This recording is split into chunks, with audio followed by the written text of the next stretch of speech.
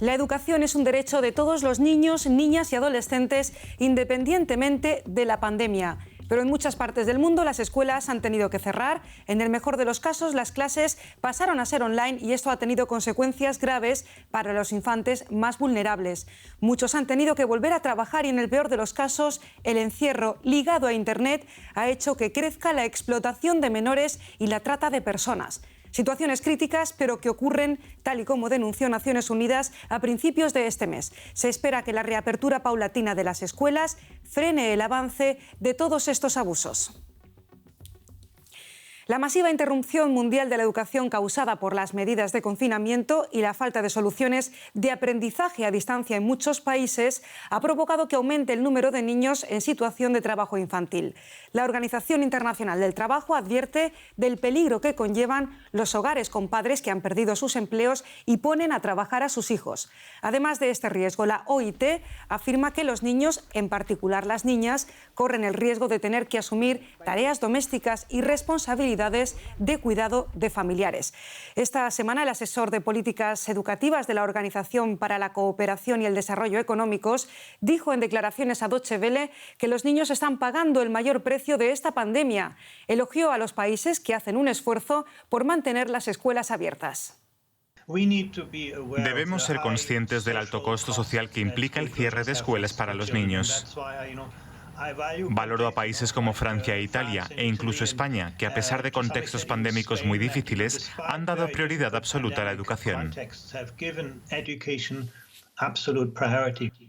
Mientras que la pandemia causa estragos en el mundo, las redes criminales siguen encontrando formas nuevas y muy manipuladoras de explotar la crisis.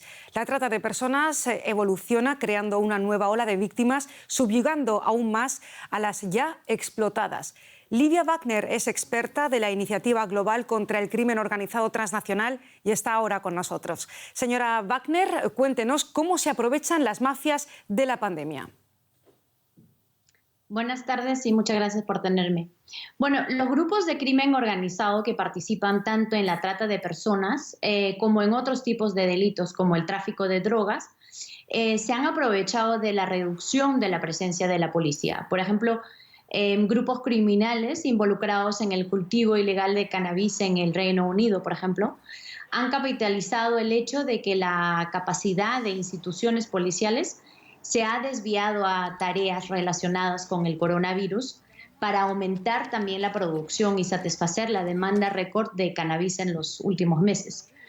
Y, por ejemplo, en otros lados también se ha visto traficantes, por ejemplo, en la Amazonía, en el Brasil, cambiando sus esquemas durante el confinamiento, enviando a niños, por ejemplo, víctimas de explotación sexual, a lugares privados de los perpetradores en vez de los sitios usuales donde son explotados.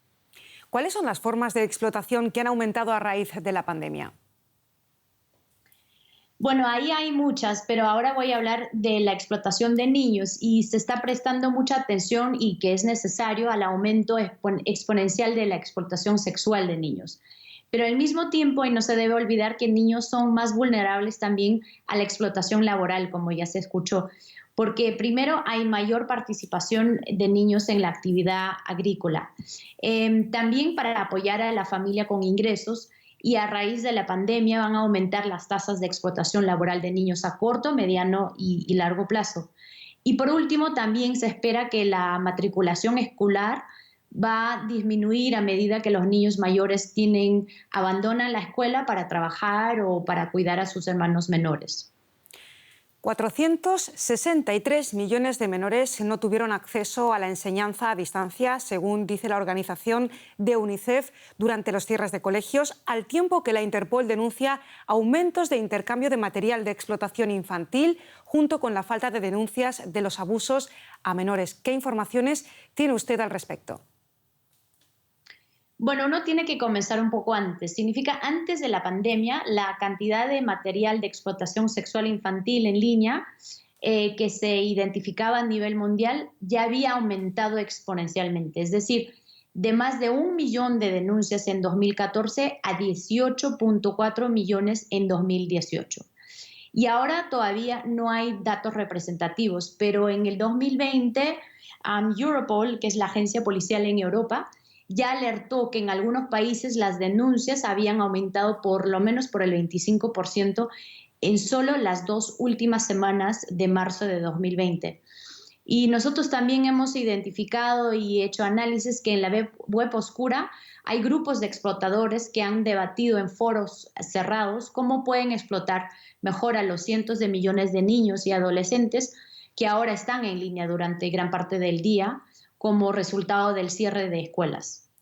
Vamos a hablar precisamente ahora de ese tema porque preocupa también que las redes saben que ahora tienen a millones de niños en línea y en muchas ocasiones sin la supervisión parental porque están trabajando, porque algunos incluso han enfermado de COVID y están en los hospitales. Los profesores están lejos porque los colegios están cerrados y estos son a menudo los que dan la voz de alarma en caso de sospecha de abusos. ¿Hay denuncias en este contexto? Sí hay denuncias, pero lamentablemente ahora muchas instituciones de educación y también ONGs se han visto dramáticamente limitadas en su respuesta contra la trata y la explotación sexual de niños, como por ejemplo la cancelación de misiones de rescate, las víctimas, refugios, asesoramiento en persona y servicios de asistencia legal. Y eso no solo es por el hecho del confinamiento, sino porque hay cortes de presupuestos. Y también lo que estamos viendo hay retrasos y o reducciones en las operaciones policiales e investigaciones de casos de trata de niños. Y también interrupciones en los sistemas de justicia penal, casos judiciales en suspenso. Y así que es sumamente importante de visibilizar más este problema y demandar una mayor prioridad del lado estatal y de empresas del sector tecnológico. Livia Wagner, experta de la Iniciativa Global contra el Crimen Organizado Transnacional, muchas gracias por haber participado en nuestro especial de coronavirus.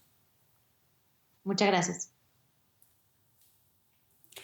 Seguimos hablando de otro tema dentro de este contexto. La pandemia nos ha dejado colas del hambre en todas partes del mundo, pero seguro que les sorprenderá la noticia que vamos a mostrarles en nuestro siguiente reportaje porque afecta a los universitarios franceses, un país del primer mundo, de lo que se llama primer mundo. París es una ciudad muy cara y los estudiantes a duras penas llegan a fin de mes con empleos en restaurantes, en cines o en teatros, empleos que han desaparecido por las restricciones para evitar los contagios por COVID-19. Esto ha dejado a los jóvenes abandonados a su suerte. Hacen cola para recibir alimentos. Muchos de los estudiantes de la Universidad de París-Nanterre dependen de estas donaciones. Su situación es crítica. Arroz o fideos. Shaima Lassuet es estudiante. Esta joven de 24 años distribuye comida voluntariamente. Hoy tiene productos de panadería, naranjas y conservas.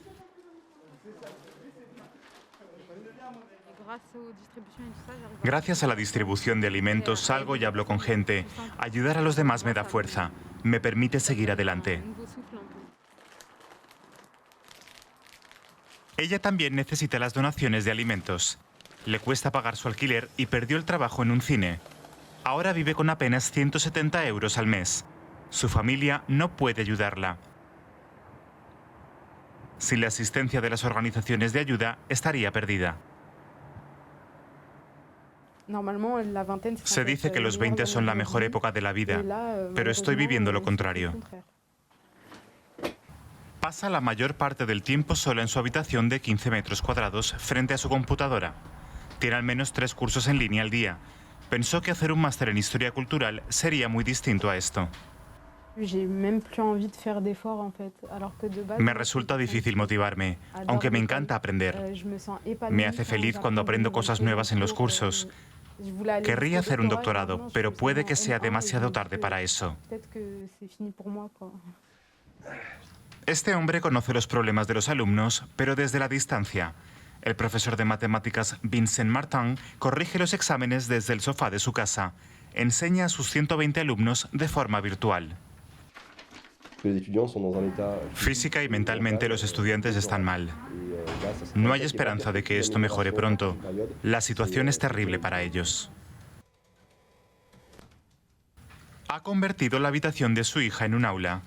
El semestre acaba de terminar.